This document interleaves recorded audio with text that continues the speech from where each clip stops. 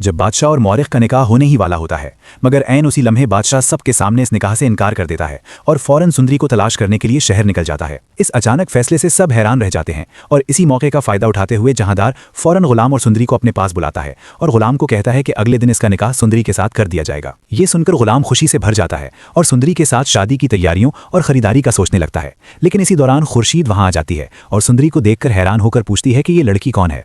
तब जहांदार हकीकत जाहिर करता है कि यही उसकी बेटी सुंदरी है। ये सुनकर खुर्शीद सदमे से बेहोश हो जाती है, मगर जैसे ही सुंदरी उसे अम्मी कहकर पुकारती है तो वो होश में आ जाती है और बेटी को सीने से लगा लेती है।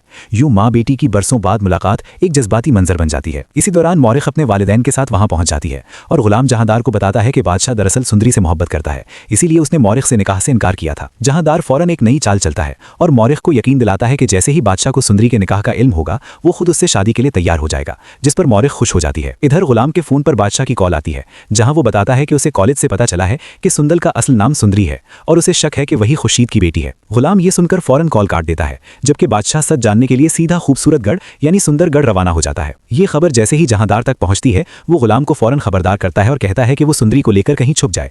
चुनाचे गुलाम उसे लेकर अपने दूसरे घर मुंतकिल हो जाता है। दूसरी तरफ बादशाह खुर्शीद के पास पहुंचता है और उसे एक पायल दिखाता है, जिसे देखकर खुर्शीद यकीन से कहती है कि ये उसकी ही है और यूं सच पूरी तरह सामने आ जाता है कि सुंदरी वाकई उसकी बेटी है। ये जानकर बादशाह का जुनून बढ़ जाता है और वो सीधा जहांदार के पास जाकर अपने सर पर पिस्तौल रख लेता है और धमकी देता है कि अगर उसे सुंदरी ना मिली तो वो खुद को गोली मार देगा। जहांदार उसे रोकने की कोशिश करता है, मगर इसी कश्मकश में गलती से गोली चल जाती है और बादशाह के बाजू में लग जाती है। सूरत हाल संगीन हो जाती है और फौरन उसे अस्पताल ले जाया जाता है, जहां डॉक्टर उसका इलाज शुरू कर देते हैं। इसी दौरान जहांदार गुलाम को कॉल करके बताता है कि बादशाह की हालत खराब है और अगर वो सुंदरी को लेकर ना आया तो बादशाह जान से जा सकता है। ये सुनकर गुलाम फौरन सुंदरी को लेकर अस्पताल पहुंचता है।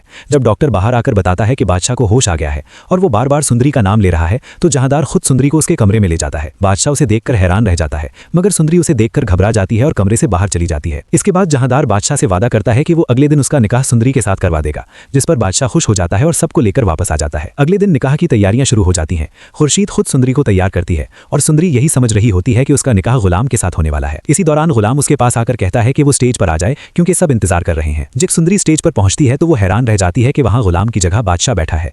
मौलवी निकाह शुरू करवाता है और जब बादशाह से पूछा जाता है तो वो खुशी से कबूल कर लेता है, मगर जैसे ही सुंदरी से पूछा जाता है वो सबके सामने इनकार कर देती है और कहती है कि वो गुलाम से मोहब्बत करती है। ये सुनकर बादशाह का गुस्सा बेकाबू हो जाता है और वो गुलाम पर टूट पड़ता है, उसे शदीद मारता है और इल्जाम लगाता है कि उसने उसकी मोहब्बत छीन ली। हालात बिगड़ते देखकर जहांदार फौरन बादशाह को बेहोश करवा देता है और इसी मौके पर मौलवी से गुलाम और सुंदरी का निकाह पढ़वा देता है। निकाह के फौरन बाद गुलाम सुंदरी को लेकर वहां से चला जाता है, हत्ता कि वो दोनों मुल्क से बाहर निकल जाते हैं। जब बादशाह को होश आता है और उसे इस सब का पता चलता है तो वो शदीद सदमे में चला जाता है, मगर आखिरकार वो एक और फैसला लेता है और मौरिख से निकाह कर लेता है। यूं कहानी एक दर्दनाक मगर ताकतवर अंजाम की तरफ बढ़ती है, जहां मोहब्बत, कुर्बानी और धोखा सब एक साथ नजर आते हैं।